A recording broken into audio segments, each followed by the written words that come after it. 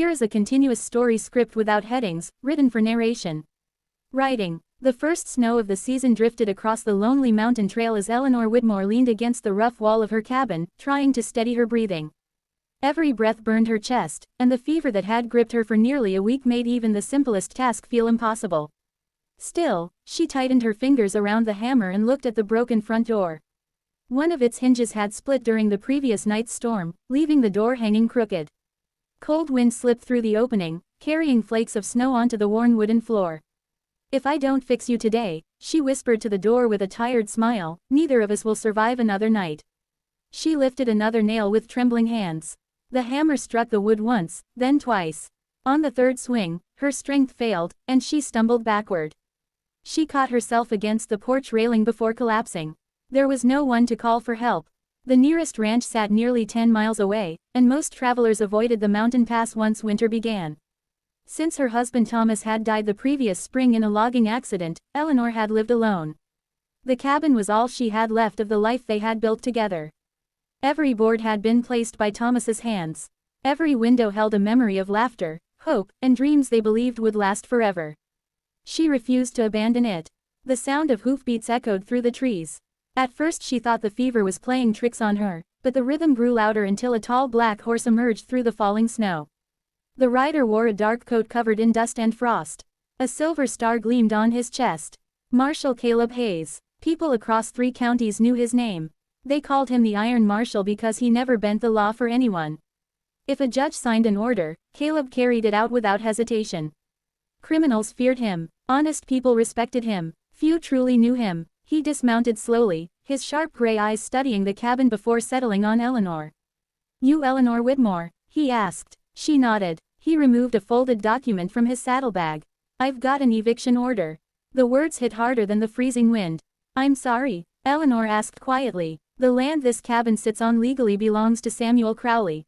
By order of the county court, you're required to leave immediately." She stared at him, convinced she had misunderstood. "That's impossible. I'm only here to enforce the order. My husband bought this land 8 years ago. The records say otherwise." "They're wrong." Caleb's expression never changed. "You'll have to take that up with the court." Eleanor looked around the cabin. The porch. The old rocking chair Thomas had carved. The smoke rising from the chimney. It wasn't just wood. It was home. "I have nowhere to go." "I'm aware. My husband is buried behind those pine trees." Caleb remained silent. She stepped closer despite the dizziness clouding her vision. "Please, just give me a few days." "I can't. One day." "No, I'll leave once the weather clears." "The order says today." She closed her eyes for a long moment before quietly asking, "Would you force a sick woman into a snowstorm?" Only then did Caleb notice how pale she looked. Her face was flushed with fever, and her hands shook violently. "You should be inside." "I would be if my door still worked." She picked up the hammer again, trying to continue repairing the hinge. The hammer slipped from her fingers. Before it struck the porch, Caleb caught it. For several seconds neither of them spoke. He glanced at the broken hinge. "You'll never finish like this." "I know." He sighed heavily, as though arguing with himself. "I'll fix the door." She blinked. "Why?" "Because if you're leaving, you still need to survive tonight." Without another word, he removed his gloves, picked up fresh nails from the porch, and began repairing the frame with practiced hands. Eleanor watched silently. "You've done this before," she finally said. "My father built houses. You learned from him. He taught me enough." "What happened to him?" "He died." The answer came so quickly that it ended the conversation. Within 20 minutes the door swung smoothly again. Caleb tested the latch twice. "It'll hold." "Thank you." He nodded once. Then the wind suddenly howled across the mountains. Snow began falling so heavily that the trail behind him disappeared within minutes. Caleb looked toward the sky. "That's not good." The storm intensified with frightening speed.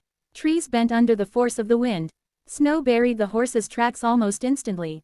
"We won't make town before dark," Eleanor said. He knew she was right. Reluctantly he led his horse into the small shed beside the cabin. "I'll leave at first light." She opened the repaired door. "Then you should come inside." The cabin was warm despite its simplicity. A small fire crackled in the stone fireplace. Shelves held jars of preserved vegetables, though many stood empty. A faded quilt covered the narrow bed. Caleb noticed there was only one chair. "You don't have much." "We had enough." He removed his coat and stood near the fire. Eleanor poured the last of her herbal tea into 2 cups. I can't offer coffee. This is fine. She handed him a cup, but her hands shook so badly that some spilled onto the floor. Caleb caught the cup before she dropped it.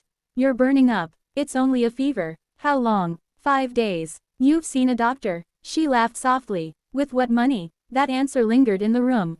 As evening settled over the mountains, the storm became even fiercer. The cabin creaked under powerful gusts. Caleb stared into the fire while Eleanor wrapped herself in the old quilt. Finally he asked, "Why didn't you leave after your husband died?" She smiled sadly. "Because he asked me not to."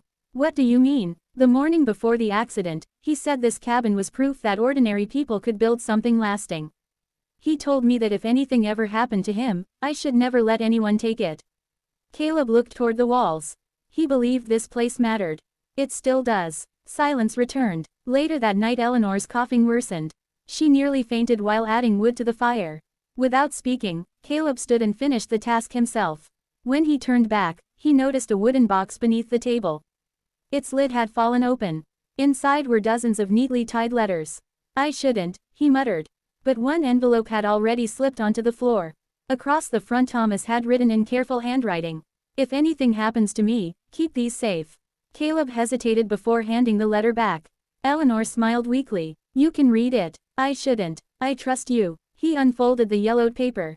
Thomas described paying the final installment for the property 6 months before his death. He even mentioned delivering the receipt to the county clerk. Caleb frowned. Did anyone ever question the payment? Never. The court says there wasn't one. There was. Do you have the receipt? She shook her head. It disappeared after Thomas died. Something about the story felt wrong. Caleb had enforced hundreds of court orders.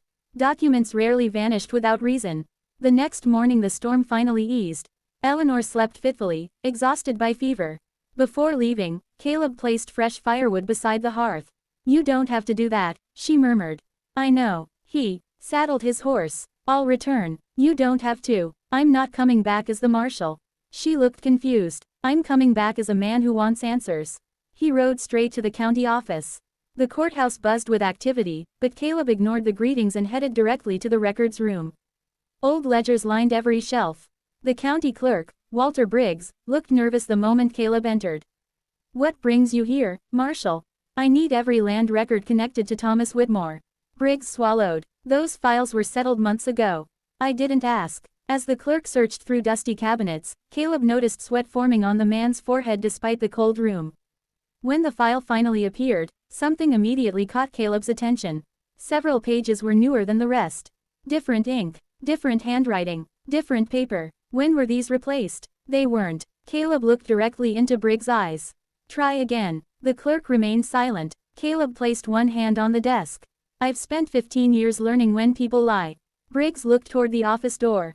I had no choice." "Explain." "Samuel Crowley offered me more money than I'd earn in 5 years." "For what?" "To remove the payment receipt." Caleb's jaw tightened. "And create new records showing the land was never purchased." Briggs lowered his head. "I was desperate." Caleb closed the file. "You forged county documents." "Please. You stole a widow's home." Within minutes Briggs was under arrest. News spread quickly across town. By afternoon Caleb confronted Samuel Crowley himself.